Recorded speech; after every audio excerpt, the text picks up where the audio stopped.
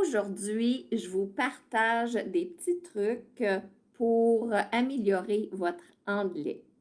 Alors, je suis Chantal de Flower et ça fait déjà presque 15 ans que j'enseigne l'anglais et j'ai trouvé des petits trucs qui peuvent vous aider.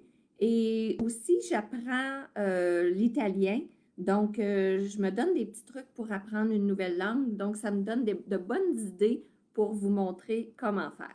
Alors, aujourd'hui, je vous donne, ça va être 2 minutes, je vous donne un petit truc que vous pouvez faire à la maison. Et ça, c'est pour les débutants, intermédiaires, avancés, même les enfants. Donc, mon truc d'aujourd'hui, truc numéro 1, c'est les post-its. Avec les post-its, vous pouvez en mettre un peu partout dans la maison. Donc, vous pouvez décider le nombre de post-it que vous pouvez mettre, 5, 10, 25, c'est vous qui décidez. Puis, vous pouvez en mettre où vous voulez. Ça peut être le salon, la cuisine, la salle de bain, la chambre, le sous-sol, le bureau.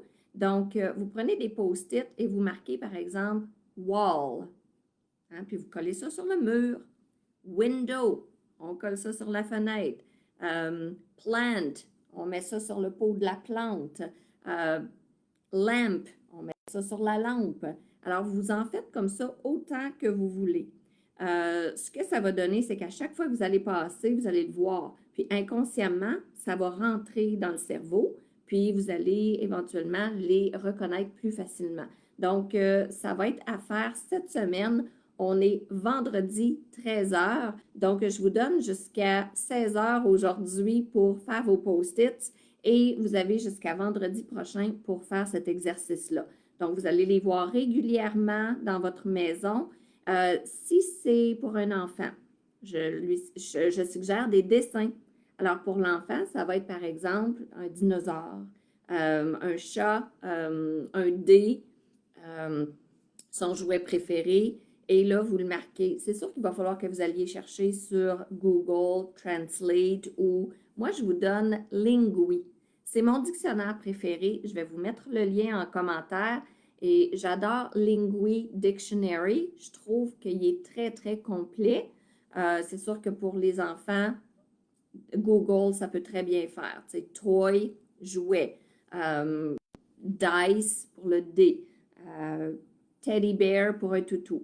OK? Fait que vous mettez ça, puis vous le faites régulièrement avec l'enfant, soit dans la routine de dodo ou peu importe où. S'il est un peu plus vieux, en revenant de l'école. OK, on fait 5 mots cette semaine, on apprend ces 5 mots-là. Puis, ça va être un petit système de récompense, évidemment. Hein? Laissez-les choisir ce qu'ils veulent, dans le sens où ça peut être un 5 minutes de jeu avec papa ou maman. Ça peut être de se coucher 5 minutes plus tard. Je pense que c'est ça. Vous avez l'habitude, là. Allez voir SOS Nancy, coach Nancy. Elle est bonne, elle, pour donner des trucs. Donc, pour les enfants, ça va être plutôt des dessins. Pour les un peu plus vieux, ça va être des mots. Ils peuvent choisir lesquels, aller voir sur Internet. Donc, c'est ça. Il y a certaines personnes, ça va être 5 mots par semaine, c'est suffisant. D'autres, ça va être 25 parce qu'ils ont le temps, puis ils ont la mémoire pour. Puis, allez-y selon ce qui vous convient. Mais moi, je vous donne un minimum 5. Minimum 5 mots à apprendre cette semaine.